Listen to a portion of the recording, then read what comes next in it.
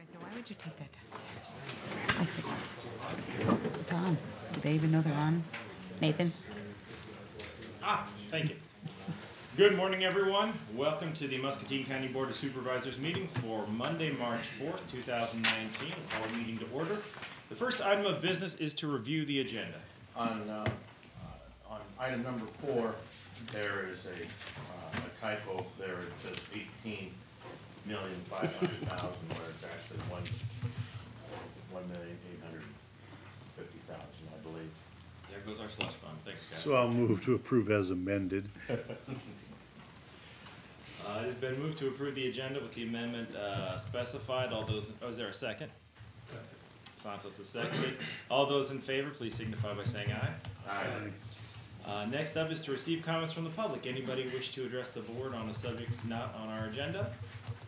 Seeing none, we'll now move into a public hearing for the purpose of instituting proceedings and taking action to enter into a loan agreement in a principal amount, let me make sure I'm getting this here, in a principal amount not to exceed $1,850,000 for the purpose of financing improvements to the county engineer's building and parking lot, $315,000, construction of a new maintenance building for the general services department at $700,000, a new maintenance and storage for search and rescue equipment, $300,000, sheriff's office garage and storage addition, $300,000, and repairs to other county buildings in the amount of $235,000. We are now in a public hearing. Is there anyone wishing to comment? Do we receive any written comments? No. Okay, I would now entertain a motion to close the hearing. Move to close. Santos has moved to close. Second. Jeff is seconded. This is a roll call vote. Santos? Aye. Jeff? Aye. Scott? Aye. Doug? And I vote aye. The public hearing is now closed.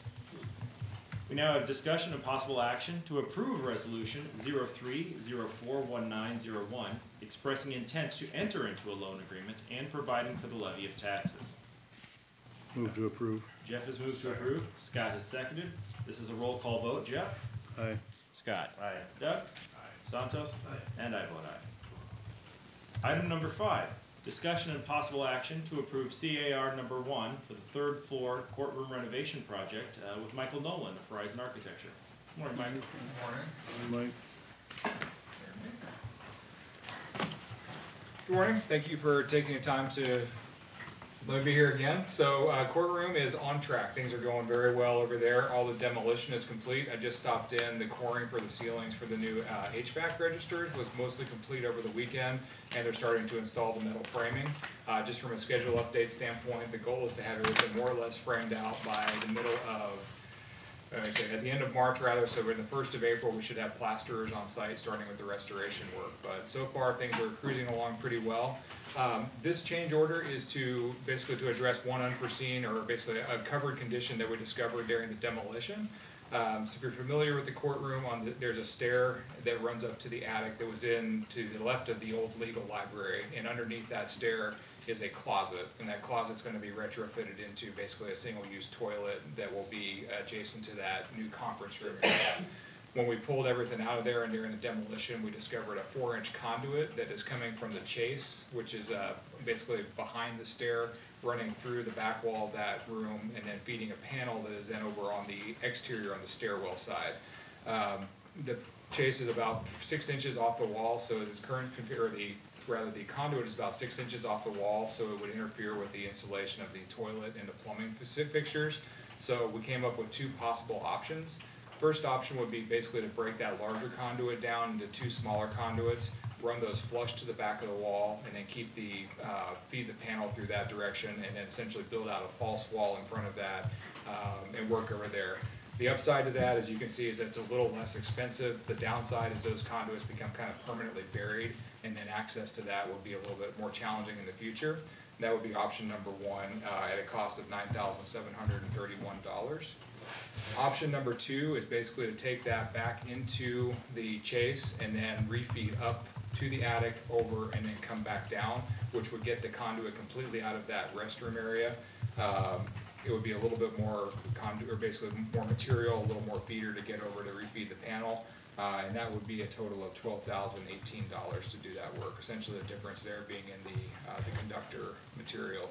Other work that will need to be involved with that is we need to install a fire-rated access panel into that chase, just to have future access and be able to get in to do that work, and then some general patching and repair. My recommendation is to exercise option 2. I think it's gonna leave the most space in that room. It's already fairly tight, and rather than pushing that toilet 5 more inches out, it'll give a little more room, particularly as that may be an area where we have to have deputies monitoring, potentially an inmate while they are waiting trial. Typically, if they're going to the restroom, they don't get to do that alone. So leave a little more space there, and then it's gonna be, I think, cleaner and leave a better option for the future if that ever needs to be revised. So my Yep. recommendation would be to exercise option 2. Mike, just not to hold you, roughly how wide is that? That's only like 3 feet wide, isn't it? I can pull it, the exact space, it's wide, but it also starts to slope down, so there's a full ceiling height. I think we decided it's about 9 feet underneath the toilet, but where it starts to slope down with the stair, it does go down to about 7 feet to the left side as I'm looking at that. If I pulled that forward, it would just basically push everything to the front, so the overall depth of the room would become a little bit less by 3 or 4 inches.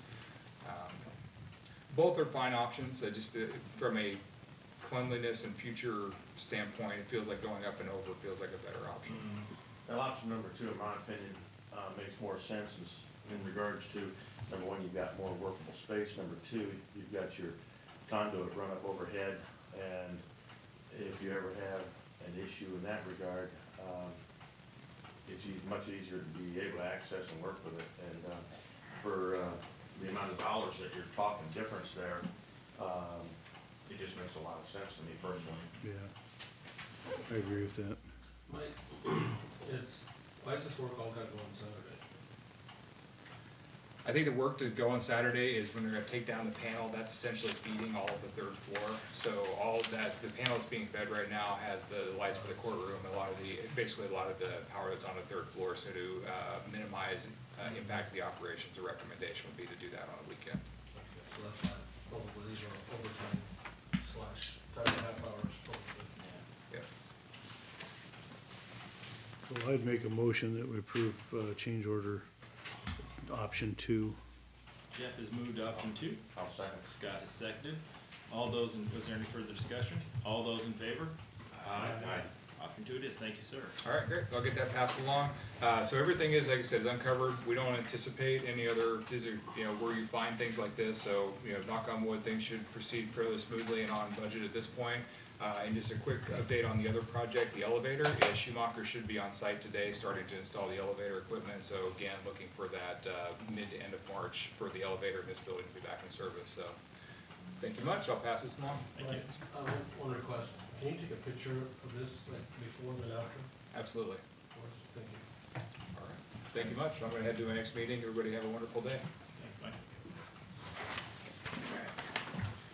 Up next, we have an overview of services provided by Riverbend Transit with Executive Director Randy Zobrist.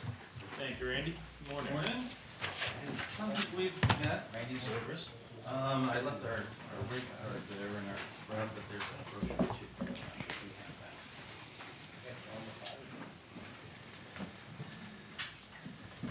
that. Good morning, I'm Randy Zobrist, Executive Director, CEO of Riverbend Transit.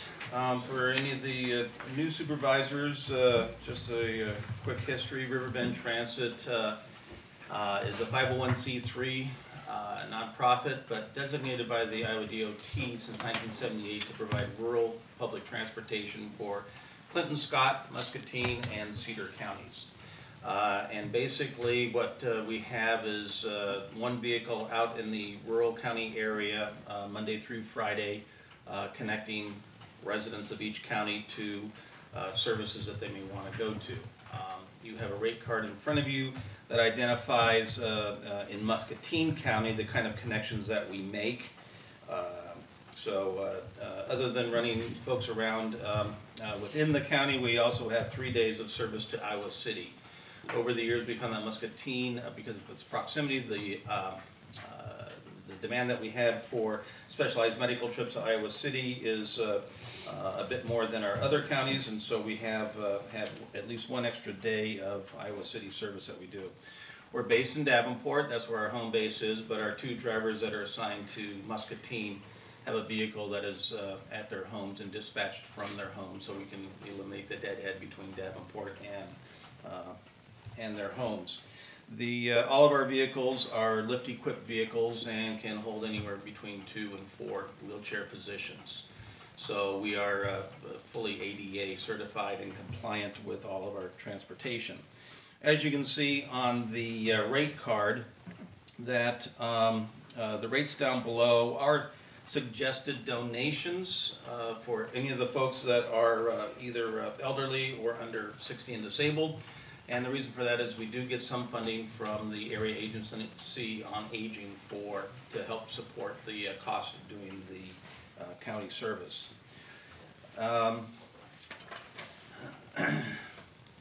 The overall contribution of Muscatine County towards the service is appreciated. I don't have the breakdown of our costs here, but if you want to just keep in mind that it costs us about $90,000 to $100,000 a year to provide that 5-day-a-week service in the county. The county provides $7,000 towards that. The remaining funds that we have is Area Agency on Aging funding, and then we apply our federal and state transit assistance funding to make up the difference. Our board, Scott is on our board and represents Muscatine County. Our board, my staff, we all agree that our mission is to provide rural public transit first, and so we fund those counties whatever deficits with whatever other federal and state transit assistance funding that we have. So that's our mission. The overview that I have here, and I'll go through this, Muscatine's ridership really remains pretty consistent year after year. Our service costs, thank goodness, fuel, insurance, general overhead has remained fairly consistent, insurance costs as well. Total ridership expected to remain fairly consistent for this next year.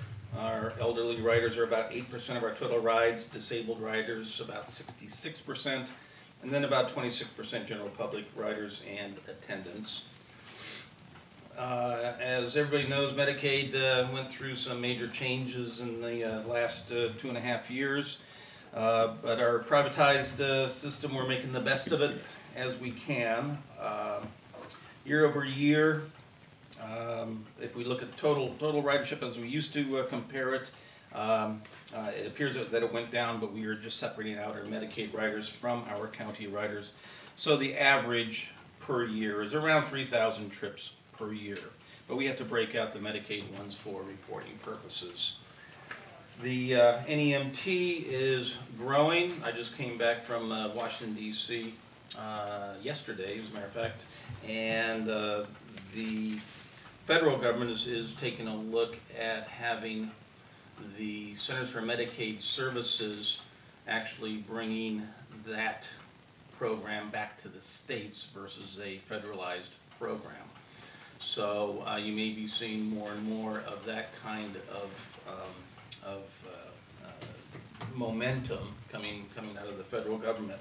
It's not necessarily good for our customers because states could choose to opt out. They could choose to provide transportation for Medicaid folks or not.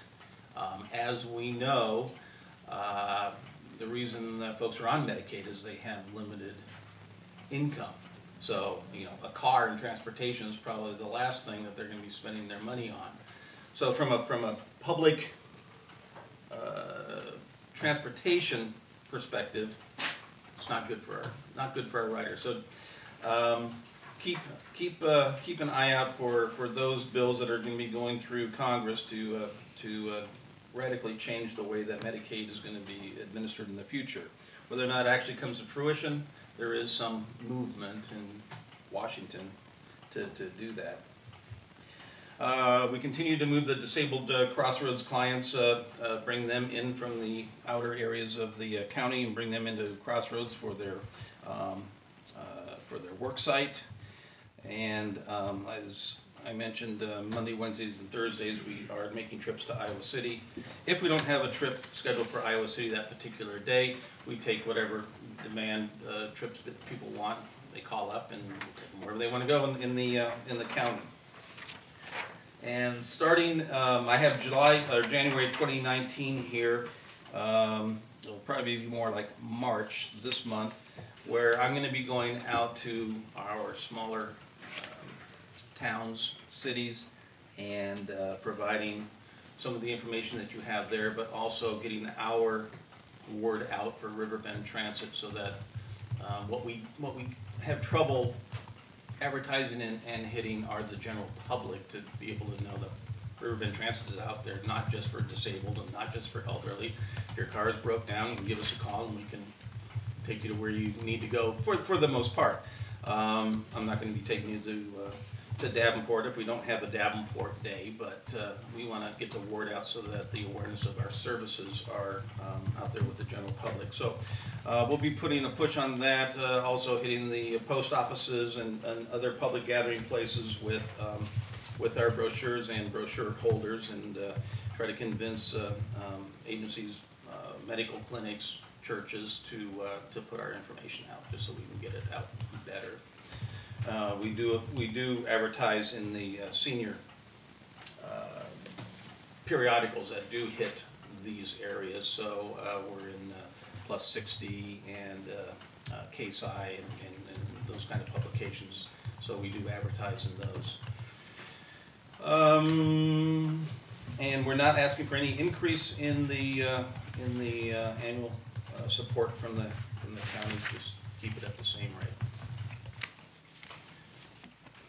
Questions, comments, feedback, things you'd like us to take a look at or to... Brink, if I want to take a ride with you guys, how do I pay? Do I pay when I get on? Do I get a bill later? How does that work?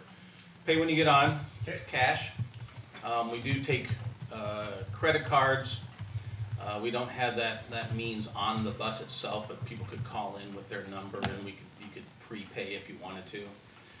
All of our vehicles are dispatched with tablets, so if somebody did pay, the entire manifest is electronic. So any special needs, whether they're in a wheelchair or pick them up at, in the alley, or they paid, is instantly sent to each one of the vehicles. Great. And so all of the vehicles also have got GPS on them, so we can always know where they're at any time. I'll have audio and video on them as well. Fantastic. And we have a new position that I created, a driver and safety trainer, and he is going to class next week to be a train-the-trainer for PASS, which is Passenger Assistance and Safety and Sensitivity Training, and he will create that program at Riverbend Transit, where we'll actually get all of our drivers credentialed in a national certification process of passenger safety and sensitivity. So we're going to start initiating that this spring.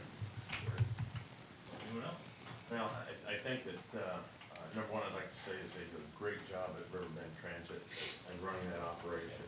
And it certainly is underutilized for what its potential is for people in anything from emergency situations to, if you have a weekly run, you don't have the transportation or whatever. So I think it's just a matter of getting the word out, as you say, Randy, and letting people learn this. I think there's a lot of people that think, well, why would they just see the muscle buses run around and they think, well, I'll just use that. Well, it's a whole different animal, completely different animal, and provides different opportunities for outlying areas and so on. So as people learn what that service is, I'm sure it will be utilized more and more. And we do coordinate with Muscatine. So let's say we bring in somebody from Nichols and they come into town, we drop them off someplace to shop.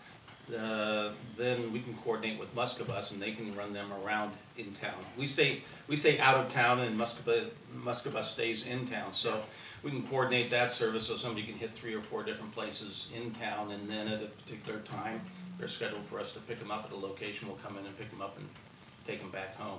And also when we go to Iowa City, the vehicle stays there while those folks have got their appointments. So if they are done early with an appointment, we'll run them around Iowa City or drop them off the mall or someplace to eat while we got a couple other people maybe that have got another appointment that's going a little bit longer. So there's no extra charge for that. We're at their disposal. And let's say I just want to get a ride to the Quad City Airport. Is that something you guys do? We won't take you to the Quad City Airport.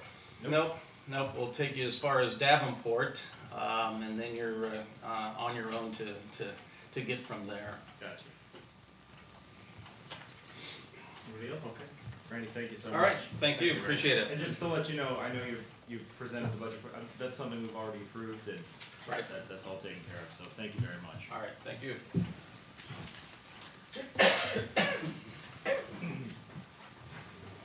Okay, item number 7 is next, discussion and direction regarding future use of the historical jail building with Lynn Pruitt. Morning, Lynn. Morning, Lee. Good morning. I think we're kind of at a crossroads here with the historic jail. Just to update some of the new board members. This building we're talking about is over here, the old jail on the other side of the courthouse, built in 1856, 1857. Has a sheriff's residence in the front and the office, and then in the back was where the jail cells were. In 1974, this was placed on the National Register of Historic Places. Back in 1907, when they built a new county jail, this one was taken out of service. So the one set to the left of it, which is now gone, replaced it. And it became then storage facilities, but also became the home of the geothermal equipment for heating, air conditioning for the courthouse, the current jail, and another building maybe, at least? This building here, okay. So there is a tunnel that connects it with the courthouse, has steam pipes and other equipment in that.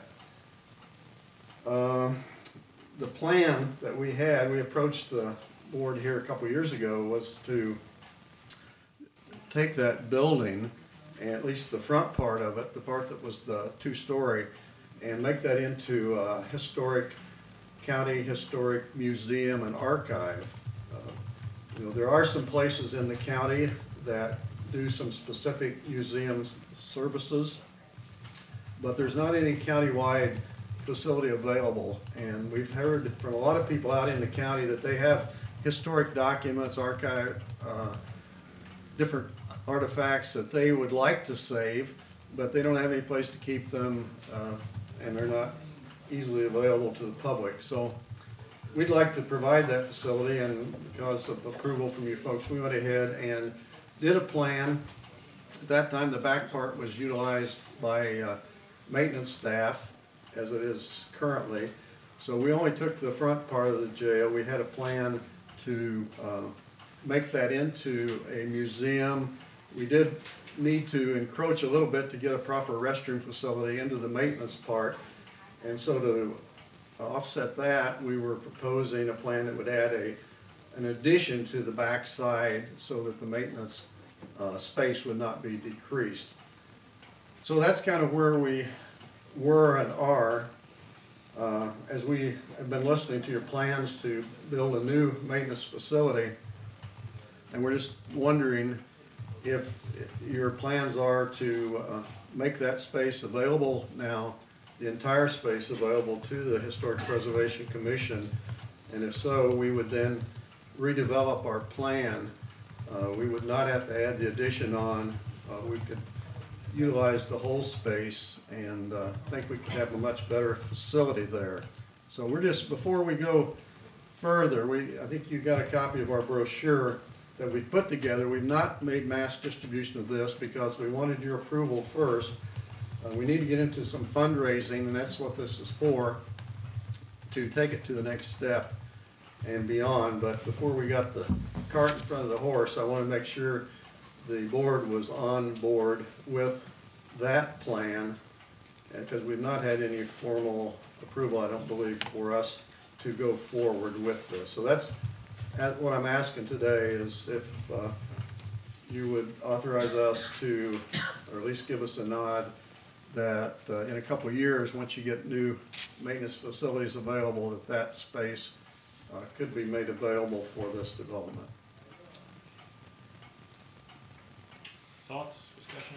Well, I think it is our intention to kind of abandon the use of that building. I don't think it's ever been a great maintenance facility, and we're trying to consolidate our Washington Street facilities and maybe get rid of the use of those and consolidate that all up to our campus up here. So I don't think that the board sees a long-term use for that building as far as county function.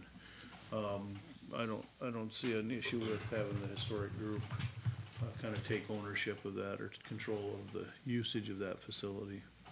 I would like to know, you mentioned steam piping and existing infrastructures that are going into that building now currently? Pardon me? Under there, yeah. Yeah, right. All of our geothermal pumps and stuff are under there. So what cost would that be to move that? We're not gonna move it. It will all stay like it is currently, and it's been in the county's interest to maintain the building primarily for that function, and we're not gonna change any of that. We hope to tap into it to provide the heating and air conditioning for our building, but we would not disrupt that in any way. Yeah, I guess for Doug and Santos, I mean, a number of years ago when the boards had decided to utilize geothermal, they located a lot of the head-end equipment, I'll call it, for the key equipment for the well fields and stuff in the basement of that facility. And so this board, a few years back, we did do a stabilization project because there were, we had roof issues, and if you looked at the front wall was separating from the building, so we brought in a structural engineer, and Mike led that. Mike Nolan helped us put that project together, and we've since, shored up the exterior, new windows, tuck pointed the building, stabilized the front, so we have it in a position where it's should be maintainable for the foreseeable future, because it is critical. It covers all of our geothermal head-end equipment for the whole complex. And the intent of the board has always been to maintain that building as a shell for that equipment. And then the Historic Preservation Commission a number of years ago had said might be a great opportunity for them to do some restoration of it and utilize it for some other things. I don't think this board has had an objection to that, but I don't think have never committed to any funding of it. Well, that's the purpose of where we're at now. If we get your approval, we'll go ahead and do fundraising. The first step would be, the next step where we are right now, after the building has been stabilized, is to redo our development plan, utilizing the whole building rather than just the front part. It'll make it much more or less crowded and provide a lot more opportunities for some meetings. Our commission would meet there. We'd have it available for some public meetings if that's of interest. And then there'd be a museum set up with a rotating display talking about the development of the county, how it developed, the impact of the rivers in this area, the railroads, the early settlers, and including something on law enforcement, since that's what that building originally was intended for. So that first phase would be to develop that plan. We think there's a cost of about $5,000 to get that plan updated. We've got $1,000 committed for that right now. We expect we can raise the other $4,000 pretty easily with donations from the area, and we probably are going to go after a Muscatine, the Greater Muscatine Community Foundation. They offer impact grants here in the next few weeks. So if we get your approval, we will likely be submitting for one of those.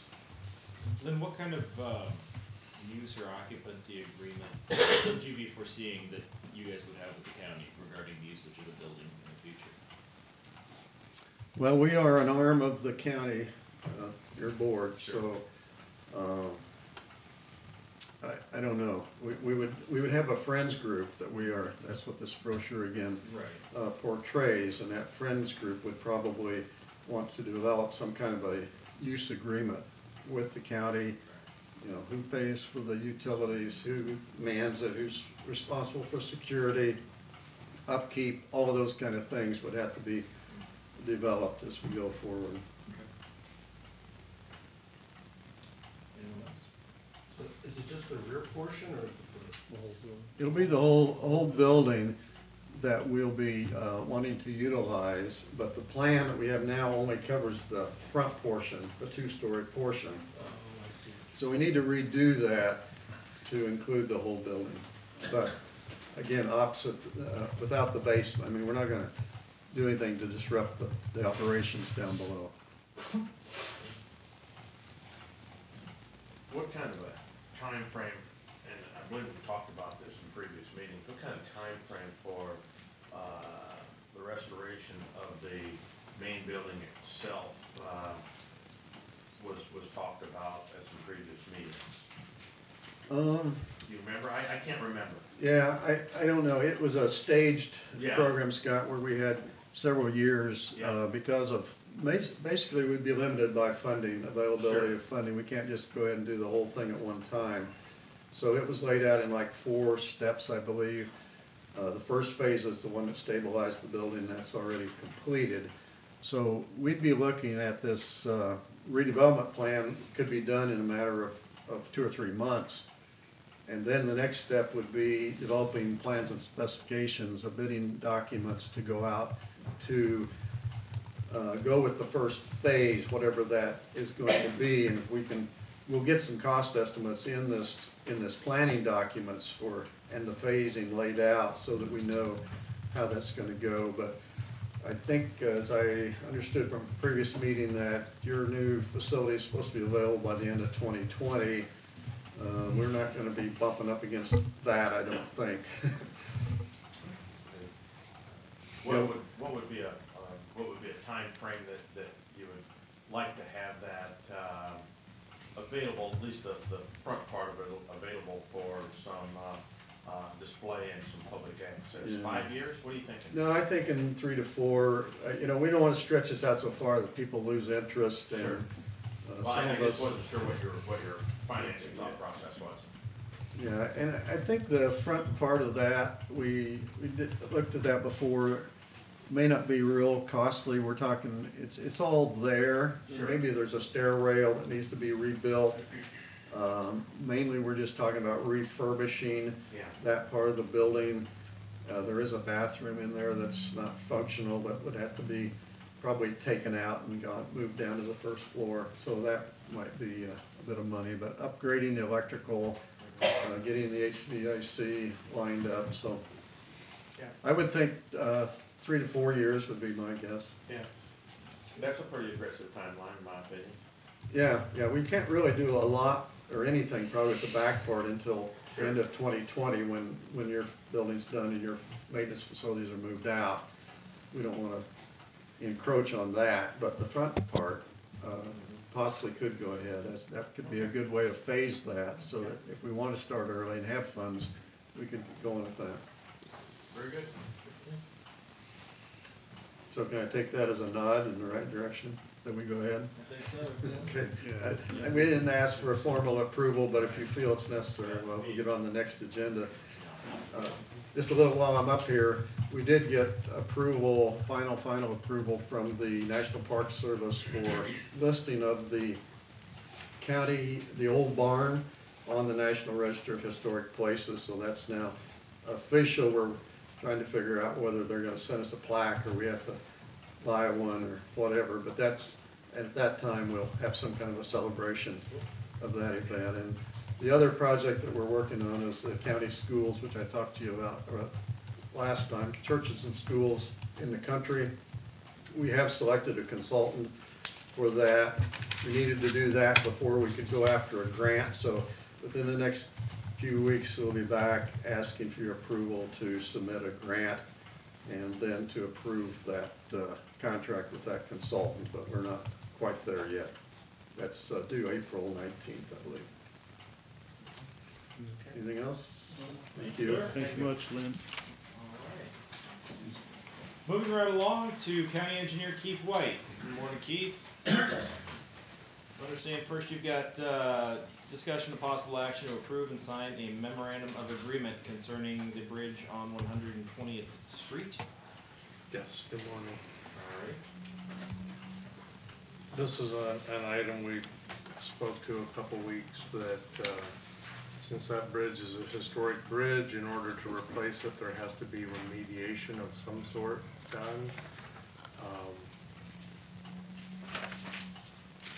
And the way that permits are handled has shifted a little bit with the DOT not handling. In the past, this would have went on in the background with the DOT and we wouldn't have been so deeply involved. But this one was unique in that, except the bridge has already had the documentation done on it.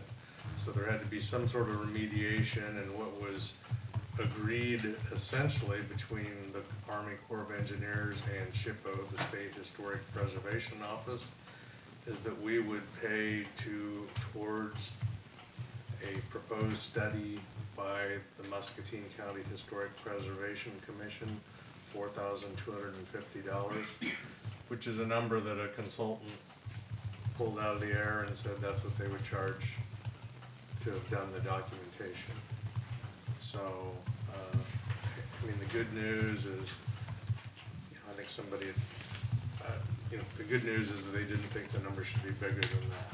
So, and you might note that the road department and the board are invited signatories. We really aren't. Yeah.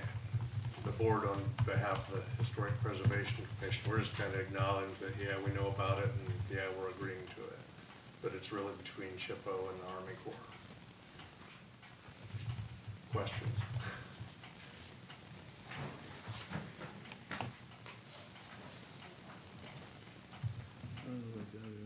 Is this the only bridge, or is there other bridges that we have that are under the historical? We have one other. Where's the other one? Going out? I do, but I don't recall right now. Sure. So southwest of Nichols. Okay. So Because I wasn't aware of another one, but I know what you're speaking of. Their pictures are on the wall out at our office. I'll have to reference that. Yeah. so we would place this bridge, is it still gonna be considered historic? No, because it'll be gone.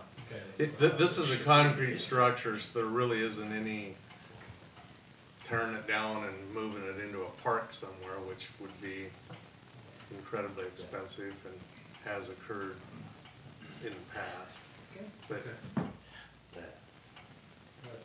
Good with that. Okay. Do are there any adjoining landowners or anybody that need to be involved in that? As far as we're concerned, or whoever is concerned?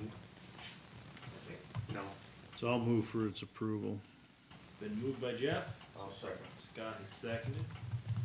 All those in favor of resolution, no, excuse me, yeah, the memorandum, Sign approving the the memorandum. memorandum agreement, yep. Please signify by saying aye. Aye. Aye. Opposed? Okay, passes. Utility permits? We have one this morning from Eastern Iowa Light and Power of Wilton, Iowa. And they are essentially placing one new pole on private property, but crossing our right-of-way on 160th Street near house number 1897, 160th Street, to serve a future irrigation system. So it's just an overhead service. I'll move to approve. Second. Scott has moved, Jeff has seconded. All those in favor? Aye. Alrighty, sir. Potential agreement with the city of Walcott? Yes, I was contacted by both Scott County and the city of Walcott. 110th Street, which runs south of Old Six, comes into the south end of the city of Walcott. 110th Street in our county, when you get into the city, it turns into Memorial Road. There's a cemetery there on the southern. Is that where we just put that new,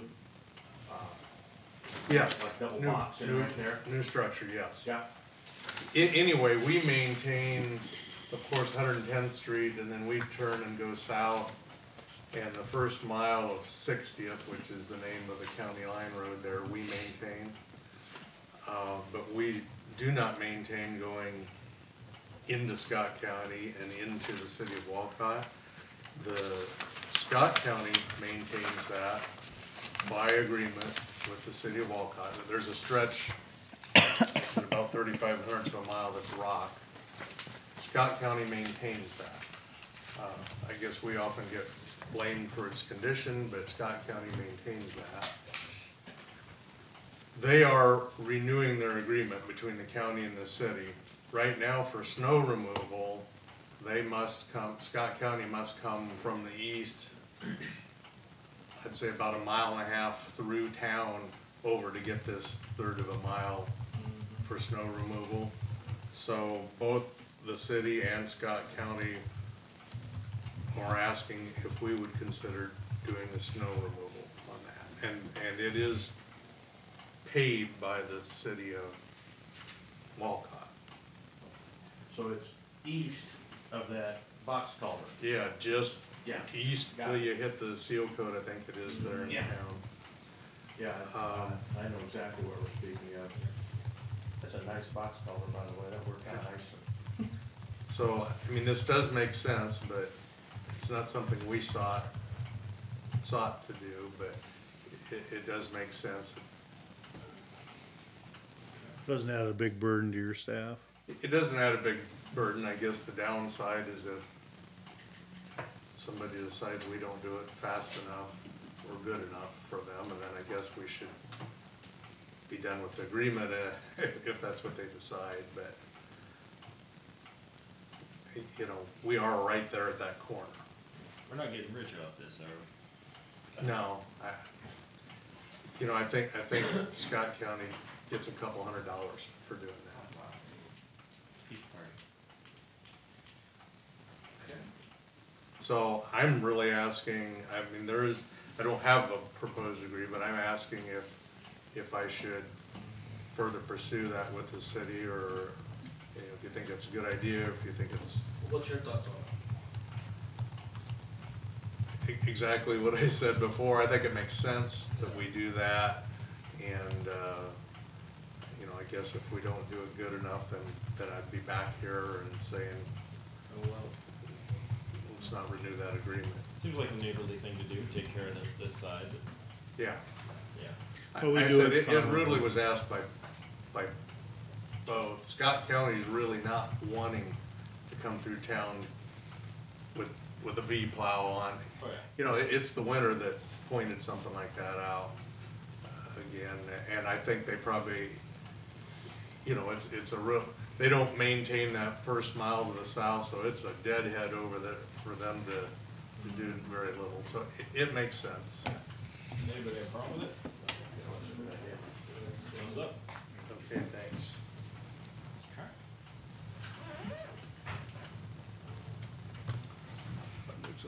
Projects update, there's not a lot. Again, the time of the year unchanged, I guess, just an update, the bridge, and it's actually a culvert project on 155th Street, and Nathan was able to electronically sign that document last week. I said that's the way we're being told we're going to go in the future by the DOT. Nothing new on that other than they have to clear trees there prior to April 1, so we'll be touching base with them on that, and that's because of the Indiana bat. And you know, if they don't, then we'll have to do a bat study, which is another couple $1,000. To normally, well, so far, everyone we've ever had to do to not find any bats living there, but they could, so. I think that's about all on the construction side. On the design side, I reported on a bunch of bridge designs we had all but done, and right away, I think on G28 is the only significant item to discuss. We did finally hear back from Bandag on Friday, and that's really with us calling them. And it was similar to, gee, we haven't had this discussion 10 times. They did say they would go through their stuff and get back to us this week, but they have a process they have to go through, and just our feeling this is gonna be a long process, but perhaps not. Hope, be glad to be wrong. And then we will be hearing from Lutheran Homes, so I don't wanna jump ahead of that. They're having their legal folks review the acquisition documents, but I think we'll hear a positive response from them. But all this means the clock keeps running on that project, so we may not get there this year. Questions on any projects? We're probably doing on, we do it on Salt now. Well, no, we're not. You know, and I'd hate to say we are, and then the weather can prove us wrong in a short hurry. We were able, the last time I asked was actually not a no, but no response. And then I got a response by asking again, and then it was no. And then I got a response saying we can get you one load, like send it. And then I got one saying, well, 2. So we have 2 loads. 2 loads, 100, 40, 40 tons. 3 tons, I think is what we have. And you said like one snow takes up 100 tons for us to use in the county? We use about 100 tons of mix, so we got a couple of events. We have one mixed in the mix shed, and we have a couple of events there now. Compass still owes us some material, and I wasn't referring to Compass there, and whenever I call them, I've lost count of how many times I've called them. And, you know, the last time I called them, yeah, we'll check on it, or manager will check on it, we'll get back to you. The getting back never happens. So I'll probably rattle their cage again. I'd rather have some laying there unused than to be clear out. But it's a low situation. So, moving into next year, I think I'm gonna be wanting to know, did we get enough, obviously not this time, not knowing that we were gonna have 60 inches in the first month, but I think we should look at, obviously, what we paid extra for this. We'll probably pay more per ton. now. Well, yes. And then looking at, you know, can we start possibly looking at building more salt storage or having, you know, more inventory? What is, did we have the building is up to capacity? It's one of those years, if you had 2,000, well, frankly, we have been very careful with how we've used it for the last 6 weeks. I guess maybe if we had 2,000 tons in there, we would have used it all, because it was there. But, you know, if we would have had that, fine, but we used 110% of all of our order. We used all that was remaining in the dome. We've used, you know, another 200 tons that we got in, so, you know, we've easily used double any sort of an average year, which probably would have taken, you know, 3/4 of the dome. And that's what I wanted, like how much of The thing that I definitely believe will happen, you know, everybody in this part of the world was out and is out. And, you know, Iowa City had 3,500 tons, they used it all. And the quote can't get any. And so the price of salt was pretty good. Then we had one tough winter and it shot up the next year and it just kind of crept up. Well, it had been steadily kind of creeping down. Now everybody's gonna order double next year and it's gonna cost, I don't know, 30% more. It's just a guess. What kind of cost per ton? 7. Yeah, we were a little over 70. You know, like when I called Power and Water to ask me, and I told them if I found some, I'd share with them, and they'd found some, but out of Chicago, and they paid like 155 for theirs. It's gonna, salt has been that way. The salt, it's a supply and demand, and the salt companies will take advantage of that. It's just that's simple, and we can't hardly afford not to. I frankly plan to do the state bid, but probably quote at least 2 other sources, and that's going to be an if they'll quote. You know, because they'll be holding all the cards this time around. But like, you know, Cargill, who's just right there in Buffalo, you talk to them and they literally just laugh at you. And you know, Sense would say that's where ours would come from, not the Mason, but it's not, because they didn't get the state bid. And so that's probably why they don't want to. But I'm going to ask them, we'll have the state bid and we'll ask at least 2 other entities. It's not like one of those things where you can go out on January 1st and buy all your Christmas cards for next year at a cheap price. No. Right. No, it doesn't matter that you take it in early or anything. They're only taking it at Cedar County. They didn't take all theirs in at once. They don't even have their contract fulfilled yet.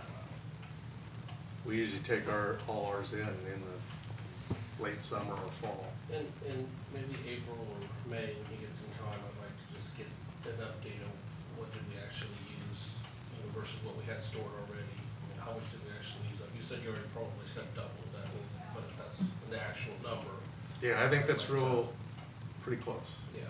Sounds like you might be optimistic and we're gonna be done in April. Yeah. That's what I'm hoping for. You know, as you get warmer temperatures, you know, it's less of a crucial thing. The real worry right now is ice storms. That's where you need the material. Does the city of West Liberty, do we sell them salt yet? Or We do. And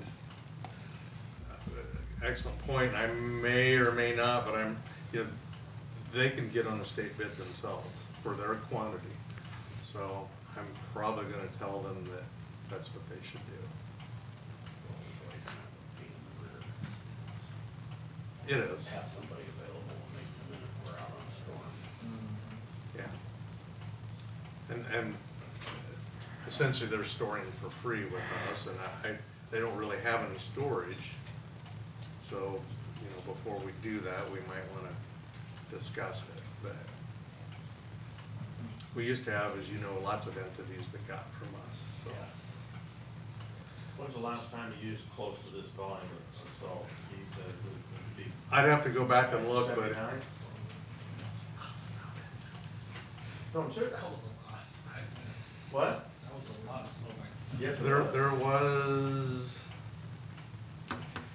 It was one of the last winters which was early in my time, that Forrest Niles was here. We had a lot of winter, and we used a lot then. This may be the most since I've been here. Yeah. The 80s was a lot, and actually 78, 79 was a lot of drifting, but it was one really major snow event. So we actually used less salt up here. I mean, some of the weird weather and ice and that has really cost us here. It depends how many little freezing rain events you have. You know, in the month of March, you could have a substantial freezing rain event. Right. Well, I see a couple snow forecasts on my phone for the next 10 days, so jeez. Oh, you just have to look at the history and Double. I just think it's something that we should evaluate come May, once we start getting into next year's budget. I'd like to evaluate it more. Well, really your factor is how much you can put in your dome, right? Yes, and method of getting it in there is is a factor too. Anybody else? Thanks, Keith. Yep, you Appreciate bet. it. Bill, you ready to roll? I think so. All right, we've got Bill Riley, our Information Services Director, giving us an update now. Morning. Sir. First thing I wanted to start with was the help desk reports for January and February. Which is which? If you look on the left-hand side, Oh, there it is. the dates, for whatever reason, I forgot to fill in the dates this time. And again, new system, it's free, and still working on the whole report process, which is a more manual process than it used to be. No significant changes, numbers stayed fairly consistent. Some of the categories may be moving around. Our average response times have gone up slightly, more so in January than in February. And it's because we're seeing a larger number of tickets coming in, say second shift, third shift, or on the weekends. And I am working on building a way to actually report those easily without going through and manually finding each one of those and calculating out the averages on those. But I did pull 5 dates, I think, out of the month of January, which on the after-hour tickets alone, the average response time was about an hour 30. So that's some area that we need to look at and work on. But month of February, we had a few more reported. If you look at the very last page, there were about 15 items that were duplicates. Of those 15, 4 were related to the phone system of the administration building, where we had multiple offices reporting that the systems were down. Bill, do you do help desk for dispatch center, just jail?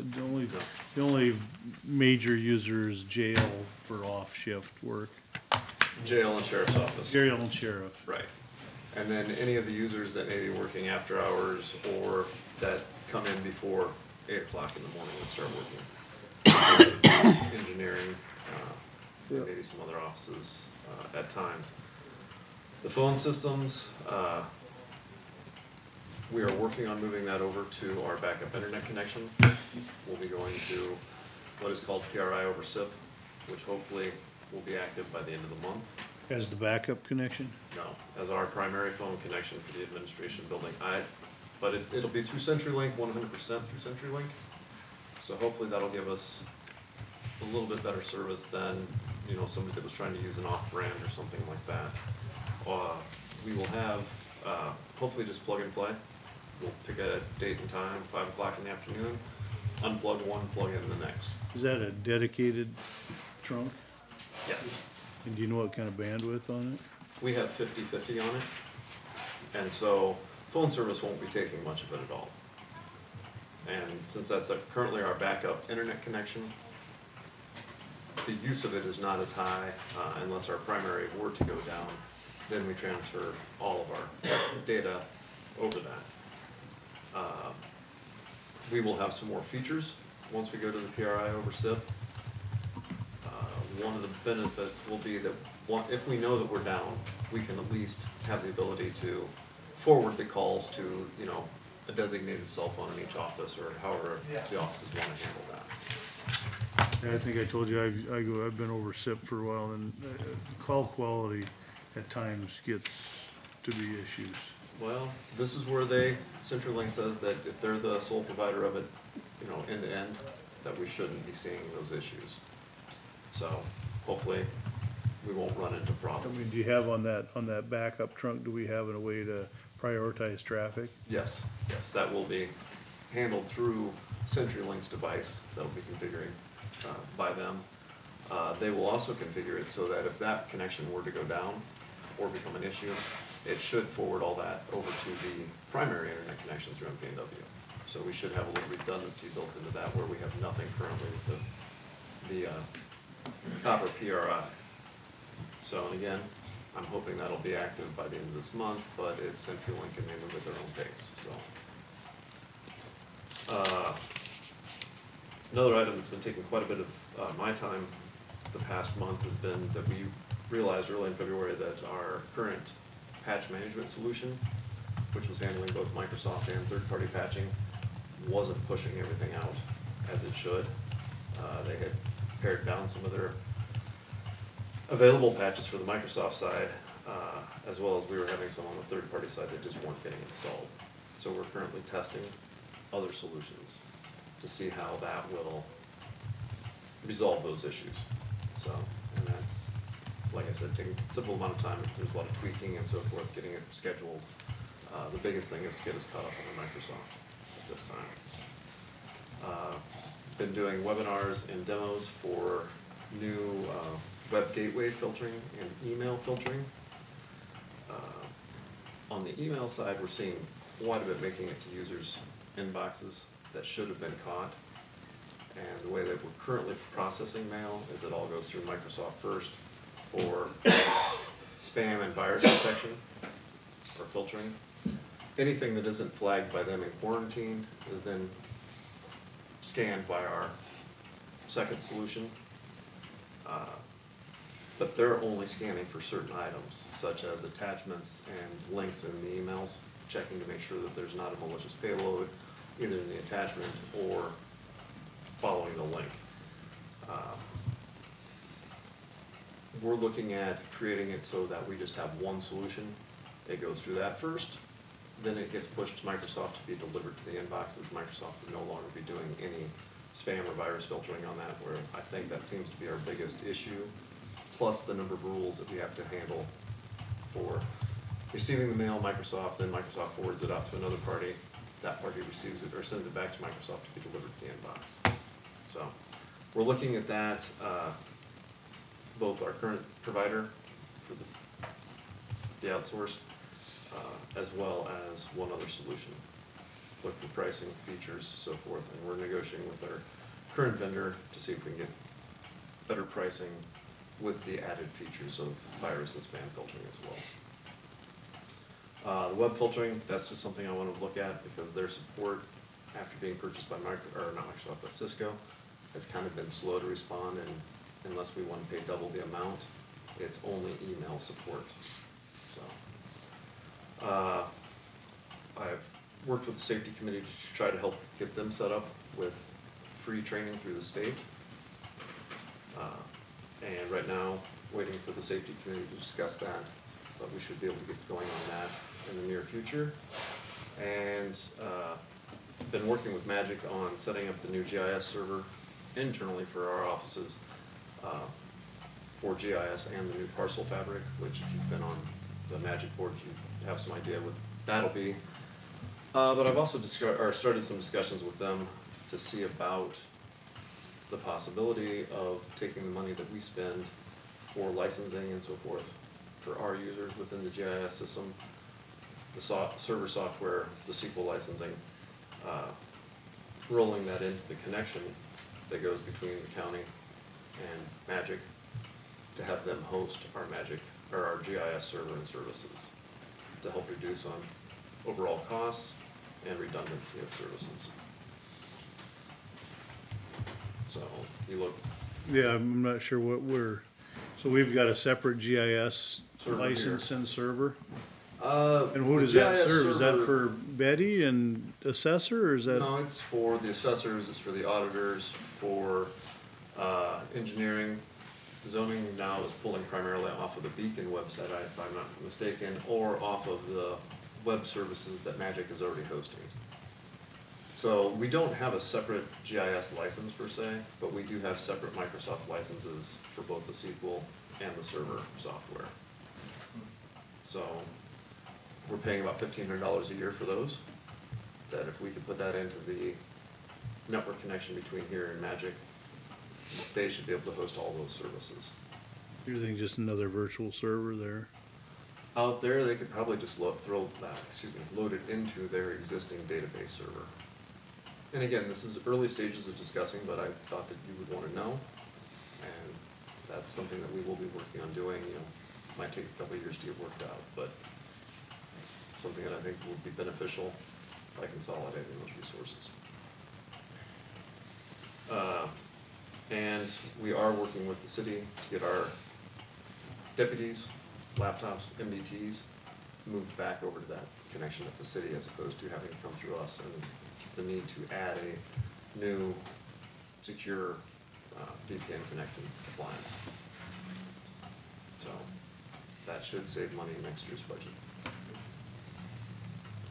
Bill, are you still doing phishing tests Yes, we occasionally? do. And how are we doing pretty well with that? We're or- doing real well, all things considered. We average maybe about 3% vulnerability, which they've added a lot of features with the service that we have. And one of it is anything that people receive that they question, they can click on, it's called Fish Alert button in Outlook, and then it submits it to both KnowBe4 and us for review, and we can say, hey, no, actually, this is probably legitimate, but reach out to the sender individually, not by replying, to make sure if it was or wasn't. And we're seeing anywhere from 30 to 40% of those being reported as fish alerts, which makes everything better because one, that means they're not clicking on anything. Two, they're submitting it for review, and that's helping on these tests, as well as users aren't probably enjoying taking the 15-minute training when they do click on something. We've had some frequent flyers, and so they should be well versed in it. I don't know if they're waiting for the next training to come out or what exactly, but we do have frequent flyers, and we kind of monitor that and then try to let offices know if there's somebody that we see. Okay, good. So, and you were talking about the red brick building, or the old jail earlier. We also have fiber that runs through that building from the jail, runs there, and then comes in through the steam tunnels through the courthouse to here. So, just, that's always something to keep in mind as well. So, any questions, concerns, problems? Anybody? Thanks, Bill. All right, thank you. Have a good day. Leslie, you got some election results for us. Yes, Drainage District Number 2 finally held their election that they were supposed to hold back in January that they forgot to hold. So they held their election on February 23rd. It was for a trustee position with a 3-year term. 4 votes were cast. Mike Walker received 4 votes, so Mike Walker was elected. Congratulations to Mike Walker. Next up is discussion and possible action to approve the minutes of the February 25th, 2019 regular meeting. Move to approve. Second. Jeff's moved, Scott has seconded. All those in favor? Aye. Correspondence, Santos. I had, Friday I attended, Scott County Economic Development with, some training that they had there, and, it was very good training, and I felt that I took a lot away from it. And, there's a lot of, people from different counties obviously in there, and, they're gonna try to implement some of those things on some of the committees that I'm on, and different counties. Very good training. Jeff? All I had was an email from Jim Meredith concerning slag and my position on that. I got that too. Yeah, it did as well, and that was all I had, Scott. I had one email as well. Sorry, Leslie, I forgot about that. That's all I had. The same email that they got? Yes, Okay. So everybody get that email? I did. Okay. I had, I met with Dave and Steve Armstrong Wednesday at 1 o'clock. And they are gonna go to the next fair board meeting and try to set up an event to take place in Western. Nice. Any committee meetings, Doug? I had 2 committee meetings, conference board Tuesday at 6 and compensation board was Wednesday at 3:30. Scott?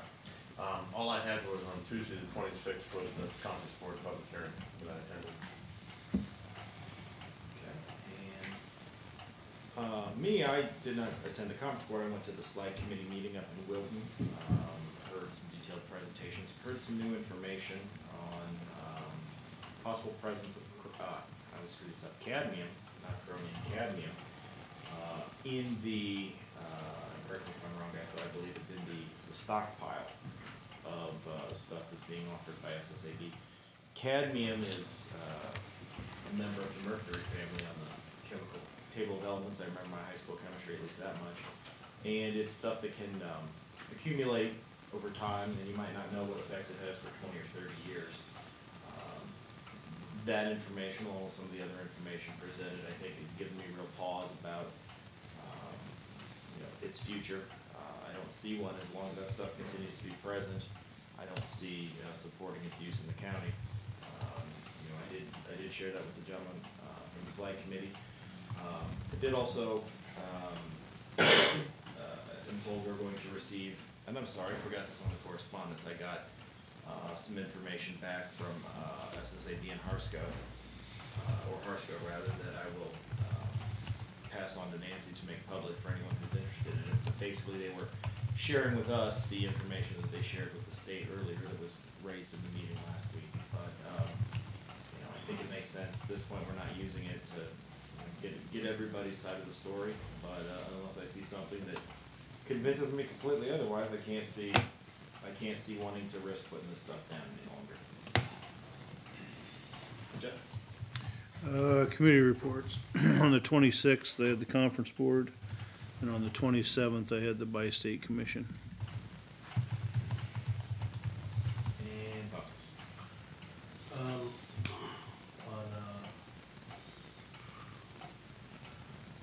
Tuesday, we had waste. But we didn't even have a Solid Waste Commission. solid waste commission, but we did not get a quorum. Thursday we had Wednesday we had the compensation board, and then on Thursday we had the meeting.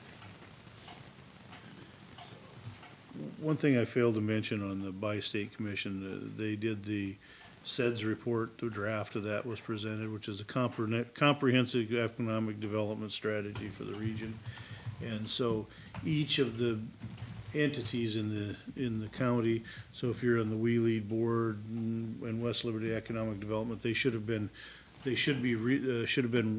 Bi-State's reaching out to the planners to get any projects that they have. So it's always good to have our projects and kind of what we're doing on that SEDS report, because that affects federal funding and grant dollars that we might be able to get within the region.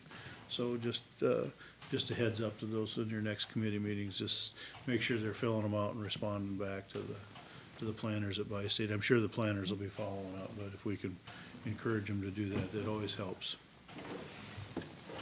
Anybody have anything to add? Okay, information from county employees. Mr. Furnace. I just wanted to take this opportunity to remind the public that we do have the Grants to County Grants program for free well testing. We're a little over halfway through the year, and we've only utilized about 33% of our grant, and so I want people to feel welcome to give us a call, schedule the testing of their private wells anywhere in the county. We can do that once a year free of charge. If there is an issue and you have to treat your well, we can come back and retest under that grant as well. So I want to make sure people know about that. We are going to be running some publications in local papers to try to get the word out. That's also covered by the grant, some public awareness. So we want people to utilize that. I don't want to leave money on the table. What is that test for? Currently, we test for nitrates and bacteria. The grant will also pay for us to test for arsenic. We've had just a handful over the last couple of years that requested that. We have to pull a separate sample, but it will cover arsenic. If folks want to test for other things, is there an avenue? They can contact, I think the Muscatine lab is a little more limited on what they can test for, but you can contact Patty at the Water Pollution Control Plant. She can tell you what their testing parameters are, but certainly the hygienics lab that we also utilize sometimes, they can test for other things that people want to pay for those additional tests. One other thing, Jeff brought it to my attention last week, we're kind of monitoring just as an interest item. There's a House study bill and a sister Senate study bill on a contractor, home improvement contractor, certifications and bonding requirements that's out there. It's kind of an area of interest. There's some proposed legislation that would require home improvement contractors to acquire like performance bonds for projects. it would be, a state requirement, much like the current state requirement for all contractors of all different types to be registered with economic, or, help me out here, Jeff, the Workforce development. workforce development, not economic, workforce development. It's a state requirement. We don't really have an enforcement mechanism beyond, denying permits if contractors don't have these appropriate certifications. This one, I think, is of interest because, every year there are a few projects where people to contract or on a handshake hire someone that's a little less than reputable. The civil process is kind of burdensome and costly, and I think dissuades people from going after shady contractors. This proposed legislation would require home improvement contractors, not new home construction, as I understand it, to be able to prove post bond. That would make it easier to recoup dollars if the job is inadequate or they take your money and run. I think at the local level, I don't see any reason why we wouldn't be in support of that. I'm going to monitor that. Then the next question would be, how do we help enforce that? I did meet with Jody Royal Goodwin last week, and we're going to have a meeting with some of our staffs too, because it brought up there's other issues like the lead safe certifications that contractors are supposed to have. How do our local communities collaborate? How do we handle that at the city level, at the county level, just in an effort to be consistent? The workforce development criteria, that's a state mandate, not a local one. Are we gonna really kind of take an eye on that and enforce that? We already do, both the city and the county, really monitor and deny permits if the people don't have the specialty licensing, like in electrical, plumbing, HVAC. But when you get out to like the general contractor where there's not truly a licensure, how do we handle that if they're not registered with workforce development? So I think we're going to have a staff level meeting with the city and to kind of come to an agreement how we can be consistent in our community and monitor these types of things. This is an item I get torn on. Although I'm not a big government guy, but there is a code in the state of Iowa that says if you're a contractor, period, that you must register with the State Department with Workforce Development. It costs $50 a year. But one of the key things in there is there's also a mandate that you have to carry the mandatory insurances, and they verify that. And Eric can tell you, we see homeowners that are ripped off around here. It happens, I'm sorry, but it does. There are people that are probably less than ethical. That's never been rigorously enforced. The lead safe renovator, if you work on a home built prior to 1977, disturb more than 20 square feet, which isn't much, you're supposed to be a certified lead safe renovator. And I would think Muscatine County has next to nobody on the list. Registered contractors, we have next to nobody on the list. So the question is, if you're gonna have building codes, do you enforce those? Now, the contractor, you're supposed to be registered with the workforce development if you do more than $200 worth of work, $2,000 worth of work for hire in a year. So it doesn't stop friends and family, but it does stop. And I've never been a big supporter of it, but in some of the things I've seen in the last several years, I'm becoming a bigger supporter in it. Because the problem is that there are shady characters. And there was a really good article in the Des Moines Register. What frustrates me about the whole process is they know the guy's name, they know who he is, and he's taken hundreds of thousands of dollars from people. And he's living on the fact that the civil process is so expensive and takes so long that nobody will go after him. And he's just sitting out there in the meantime, ripping people off left and they know the guy. It's like, well, go out and slap him, that's what we do. So I don't know, it's a challenge. And I think we've had some people here that we've had some trouble with on compliance. And the question is, what can you do? In the legislation, there's also another bill. The County Attorneys Association has a bill in. It's a little bit different. It doesn't have the performance bond attached to it. That I think from reading the bill that it just is going to allow county attorneys to bring charges. So it wouldn't have to be necessarily a civil matter. is my understanding, I don't know. So it's a whole issue, and there's a lot of talk in it at the legislature, so I asked Eric if he's watching those bills, cause there's a Senate bill, a House bill, and a County Attorneys Association, so there's likely to be action on it, would be my, and I don't think the home builders are not opposing it, so I think it's probably getting some traction. Well, and I can tell you from my just legal practice, I've represented people in exactly those situations, and it is a pain in the butt to get any kind of civil remedy. It's in most cases just not worth it. And so, I'm like you, I'm not a big government guy, but I figure if we license people for cutting hair and buffing nails, maybe we ought to, license people who are messing with folks' homes. And it's not an overly burdensome or costly licensing requirement. The contractor one is $50 a year, and you have to prove that your company carries insurance.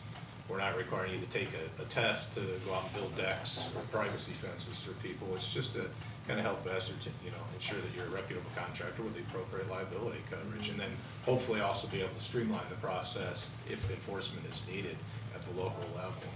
So I guess, unless there's some objection from the board, I guess if our building officials group has asked for input or opinion, I think I'm in support of it and would forward that, to our legislators when we have conversations with them.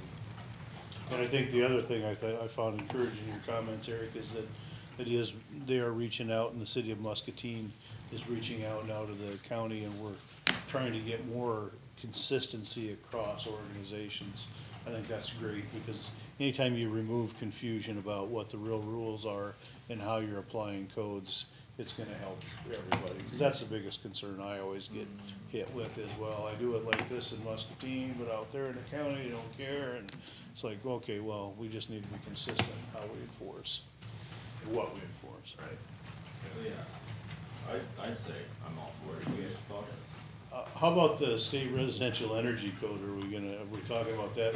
That's one of the topics that we're gonna discuss as a staff with the city staff. It's something that all jurisdictions have struggled with how to enforce that. That was something a few years ago, the state stepped in and basically mandated anybody that, well, even if you don't have building codes, it's part of the state building code, this new energy efficiency code. Particularly for those that do, when you're out charging permits and performing inspections, are we really enforcing that building code? And so we're going to talk about that. The city, we've had multiple conversations. Our inspectors talk all the time on stuff, and we've slowly, both departments, city and county, kind of eased into some of that because it's significant. And it was pretty much state mandated here. This will be part of your building code, but there's some significant cost increases associated with that. So we're also going to talk about that. Probably one of our primary topics. What's our position going to be? How do we ease into this again from a consistency standpoint, so our contractors know what to expect in our community. And this, a lot of this stuff, as I've become more aware, is I'm looking more and working more on affordable housing, because all these come at an impact. The residential electric codes. When they went to arc fault breakers, it took a 200. You used to be able to buy a 200 amp single phase panel and all the breakers for $200 for a house. Now it's about $2,000 for the breakers and panel, and that's just increased the cost of building homes. And so I think when we do these things and we mandate this kind of stuff and legislate it, we have to really understand, are we getting the desired effects?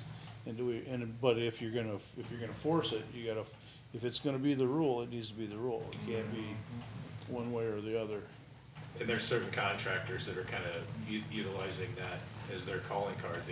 That's the thing that they're really known for, is energy efficiency. And so a couple of those have said, how come when I bid a house and I'm including many of these energy efficiency components, how come you're not enforcing it on everyone else? Well, it's not just us. Every jurisdiction has struggled with, and it was really taken aback with some of the requirements and the cost increase. But it's an issue we need to take a look at for consistency and and fairness.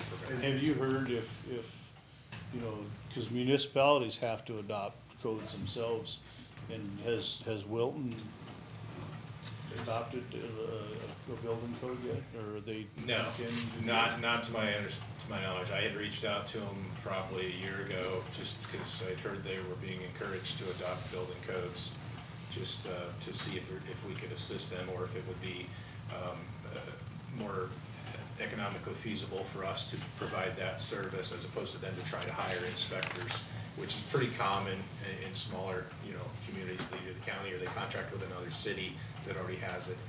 So they never got back to me, so to my knowledge, they've not implemented adopted codes. I know West Liberty does, they utilize an outside certified inspector.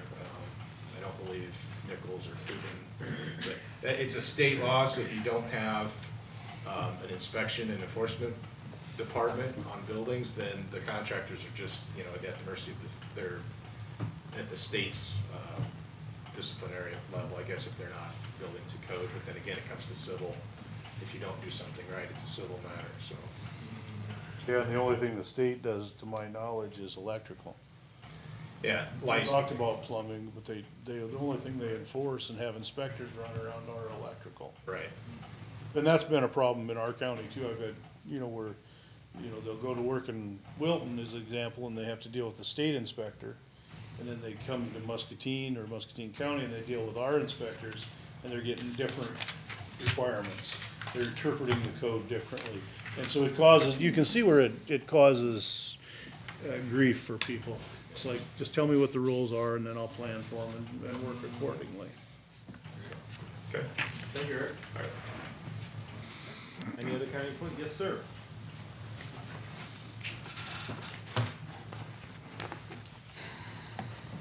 I would be remiss if I didn't remind you of Senate File 184, which we spoke of previously.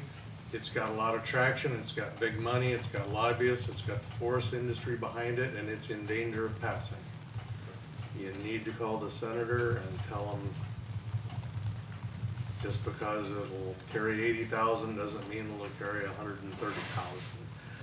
The last time the legislature did this with no input from the people that know what they're doing and raised to 96,000 on ag loads and construction loads, we had to rate 27 more bridges and post 5 more bridges.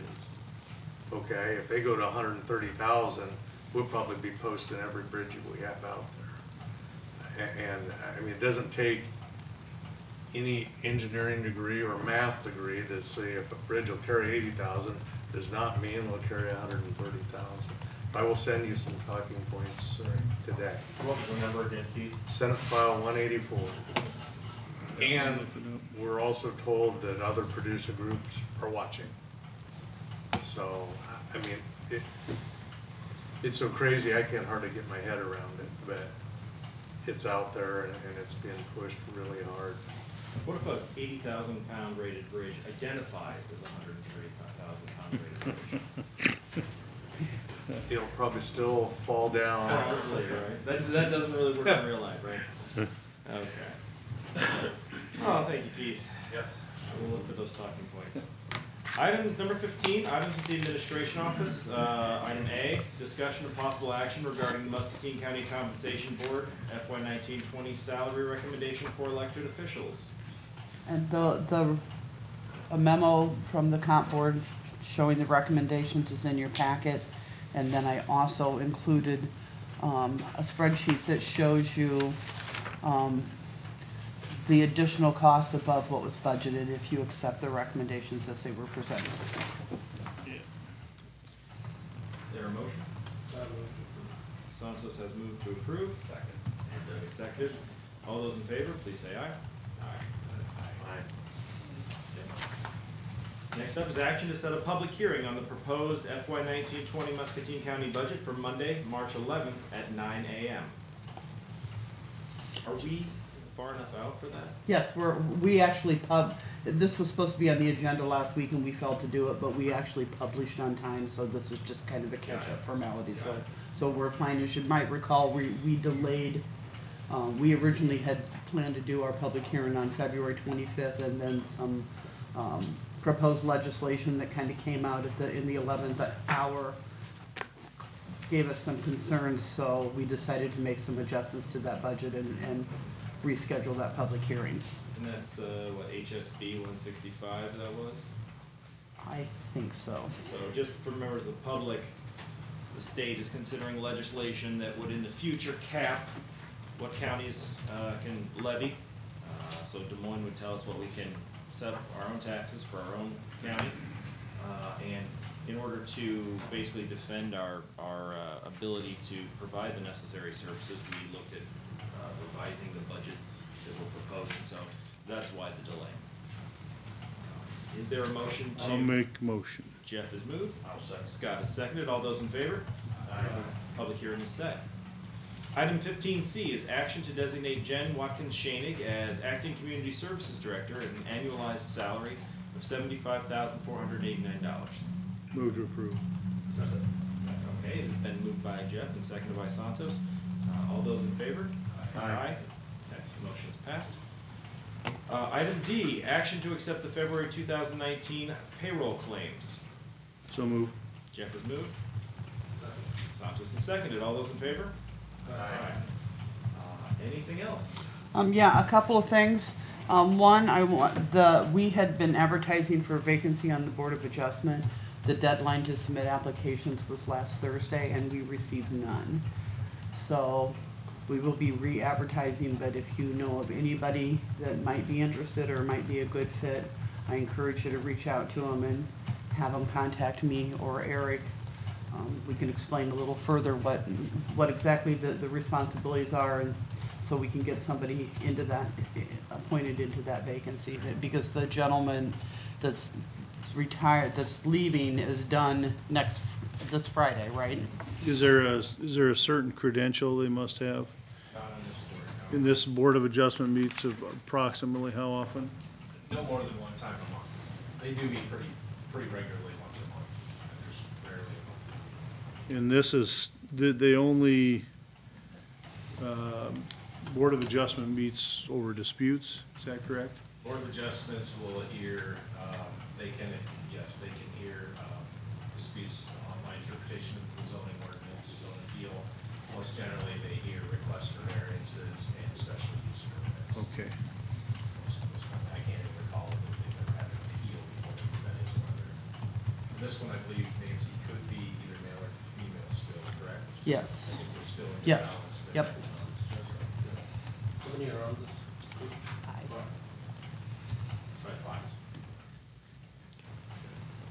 It is an important board. And then one other thing that I want to report to you, under the Affordable Care Act, what's called a 1095 form, those are due to employees today unless you file for an extension. We are filing for an extension. We have found, we discovered over the weekend that when our new software was installed, they did not even set us up for this. So that's getting taken care of this morning. But rather than rush getting these printed out into employees without being able to ensure that they're done correctly, we're just gonna ask for an extension and probably get them out, hopefully still get them out by the end of the week. Nancy, do you know whether people can file their taxes without having? Yes, they absolutely can file their taxes without having those.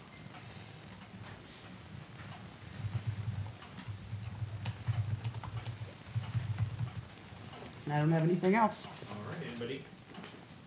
All right, then we are adjourned.